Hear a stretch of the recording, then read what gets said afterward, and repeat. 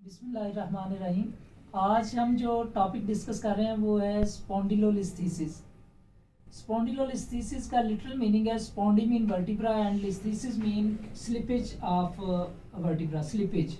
तो वर्टिब्रा अगर स्लिप कर रहा है अपने को बिलो वर्टिब्रा से तो उसे हम स्पॉन्डिलोलिस्थीसिस बोलेंगे।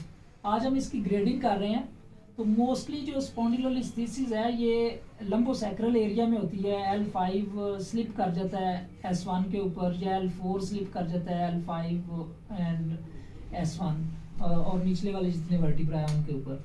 तो इसकी रीज़न ये है बेसिकली कि हमारा ऊपर जो अपर बॉडी वेट है वो नीचे शिफ्ट होता है। हमारे ये सेंटर ऑफ ग्रेविटी जो S2 वाला एरिया है उसके थ्रू नीचे लोअर बॉडी में शिफ्ट होता है और फिर ग्राउंड में ट्रांसमिट होता है। तो ये वाला एरिया जो है मोर प्रोन है। उसकी रीज़न ये है कि जो हमारे ऊपर वाले सेगमेंट हैं थोरेसिक या लंबर एरिया के जितने वर्टिब्रा हैं ये सारे मोबाइल सेगमेंट हैं। जब हम सैक्रम के लेवल पे आते हैं तो सैक्रम जो है ये स्टैटिक है, ये डायनामिक नहीं है। तो इस वजह से जब वेट ट्रांसफ़र होता है ड्यूरिंग एक्सेसिव मूवमेंट या ड्यूरिंग हाइपर मोबिलिटी, तो उस वक्त ये जो ऊपर वाले वर्टिब्रा हैं अपने बिलो वर्टिब्रा से स्लिप करके आगे की तरफ डिसलोकेट हो जाते हैं और समटाइम्स ये फ्रैक्चर हो जाता है पीछे पार्स इंटरक्यूलरिस का। तो ये स्पॉन्डिलोलिस्थीसिस जो है वो उसको हम टर्म बोलते हैं। तो ग्रेडिंग में अगर हम देखें तो एंटीरियर नॉर्मल में अगर एंटीरियर वर्टिब्रल बॉडी कंटूर देखें तो वो एक लाइन में आ रहे हैं। ये लॉर्डोटिक कर्व है, ये एक लाइन में है और उसके बाद फिर सैक्रम काइफोटिक कर्व स्टार्ट हो जाता है। लेकिन जब फॉरवर्ड स्लिपिंग होगी तो ये जो वर्टिब्रा अबव लेवल का होता है ये आगे स्लिप कर जाता है और नीचे हमें एक स्टेप सा मिल जाता है। वो पीछे हम स्टेप डिफॉर्मिटी भी देख सकते हैं कि स्पॉन्डिलोलिस्थीसिस हुआ है कि नहीं बैक से। तो अगर हमने एक पिक्चर बनाई है, इससे हम अगर व्यू करें तो ये एंटीरियर कंटूर्स है बोन्स का वर्टिब्रल बॉडी का।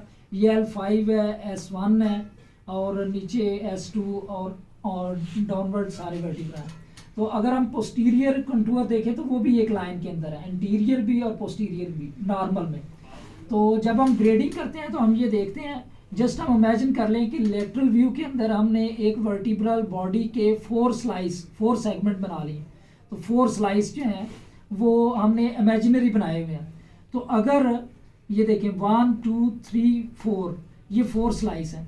तो अगर अबव वर्टिब्रा जो है सपोज ये L5 है, ये 1 स्लाइस फॉरवर्ड स्लिप कर जाएगा ऑलमोस्ट 25%। तो इसे हम कहेंगे ग्रेड 1 स्पॉन्डिलोलिस्थीसिस। अगर यही वर्टिब्रा जो है L5 अपने बिलो वर्टिब्रा S1 पे से ये आगे फॉरवर्ड स्लिप कर जाए 2 स्लाइस 1 एंड 2, तो ये ऑलमोस्ट 49 to 50% आगे स्लिप कर चुका होता है। तो this slippage is called grade 2 स्पॉन्डिलोलिस्थीसिस।